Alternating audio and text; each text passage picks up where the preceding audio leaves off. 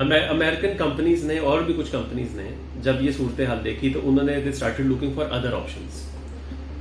अब दूसरी ऑप्शंस में 3 मेजर मुमालिक इस वक्त विनर्स के तौर पे कह लें या उभर के सामने आए हैं। सबसे पहले मैं आपके सामने एक नाम लूंगा जिसको सुन के आपको हैरानी भी होगी। मेरे नजदीक पर कैपिटा के हिसाब say that is the biggest winner of this China American trade war is Vietnam. Vietnam एक थर्ड वर्ल्ड कंट्री था, गरीब मुल्क था, और सिर्फ 2000s में यानी कि 20 साल पहले सिर्फ उसकी जीडीपी पर कैपिटा $190 थी, सिर्फ $190।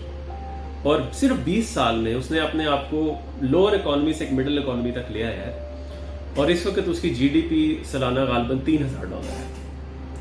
तो अगर आप इसको देखें that is a huge change. और इसका सबसे बड़ा वजह यही है कि बहुत सारी कंपनीज अमेरिका के प्रेशर पे निकली चाइना से, लेकिन असल इशू उनके लिए आ रहा है कि चाइना इटसेल्फ अब एक सस्ती मैन्युफैक्चरिंग फैक्ट्री नहीं रही। जैसे कि मैंने आपको थोड़ी देर पहले बताया कि चाइना का जो 1990 में $150 सालाना बंदा लेता था, आज वो $13,500 ले रहा है।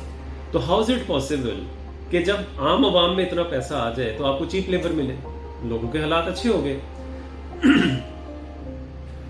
तो बहुत सारी फैक्ट्रियां अमेरिका के अलावा भी चाइना से निकलने के बारे में उन्होंने सोचा। जैसे मैं मिसाल दूंगा वियतनाम की, जब मैं नाम लेता हूँ, नाइकी ने अपना प्लांट शिफ्ट कर दिया हुआ चाइना से, मोस्ट ऑफ द प्लांट, और वो अपनी नाइकी आपको पता है एक्सपोर्ट्स वेयर का जाइंट है, तो वो वियतनाम में ज्यादा अपनी प्रोडक्शन करता है। चाइना में भी थोड़ी सी करता है बट ज्यादातर बिजनेस अपना वो वियतनाम ले गया। बहरहाल वियतनाम के बाद जो बिगेस्ट विनर्स थे इस पूरी ट्रेड वॉर के, उनमें दूसरा मुल्क आता है मेक्सिको। मेक्सिको जैसे आपको पता है वो भी कोई इतना बहुत डेवलप्ड मुल्क नहीं था और इंडस्ट्री भी इतनी नहीं थी वहां, लेकिन बहुत सारी अमेरिकन कंपनीज मेक्सिको गई। यानी कि एक अंदाजे के मुताबिक 42% of the business that China had with America has gone to Mexico now. और एक अंदाजे के मुताबिक 2 साल में अमेरिकन गवर्नमेंट का प्रेशर है, अगले 2 साल में 2/3 of the American companies in China will most, ज्यादा तो उससे कि 100% तो नहीं हो सकता, लेकिन बहुत सारा बिजनेस अपना वो चाइना से ले जाए और मेक्सिको में जा रहे हैं वो। तीसरा मुल्क जिसका मैं आपके सामने जिक्र करूंगा वो था इंडिया। अब हुआ ये कि मतलब आप हमारे भाई जितने भी पढ़ने का शौक रखते हैं, मीडिया पे नजर रखते हैं, या चले कुछ नहीं करते तो इंडिया की फिल्में तो देखते होंगे ना, कई लोग देखते हैं हमने से। आप देखते होंगे उनके मसले हमसे बड़े मिलते हैं। मतलब अगर हमारे मुल्क में करप्शन है या थी तो इंडिया में भी बहुत करप्शन है, और 500 करोड़ 5000 करोड़ ये ड्रामों पे जो बोल रहे होते हैं हजारों करोड़ों की बातें हैं, बड़ी करप्शन है इंडिया में भी, आज भी है। इंडिया में लाकानूनियत हमसे ज्यादा है, वहां जिसको कहते हैं मसले इंडिया के हमसे ज्यादा है, क्योंकि हम इकोनॉमिकली शायद हम थोड़ा स्ट्रगल कर रहे हो, लेकिन फिर भी हम में यूनिटी है। इंडिया में यूनिटी भी बाय फोर्स ही रखी हुई है उन लोगों ने अपनी, क्योंकि लोगों के अपनी लैंग्वेज बैरियर्स हैं। वो तमिल कहते हैं, हमने हिंदी नहीं बोलनी, और मतलब बहुत सारे मसले इंडिया में।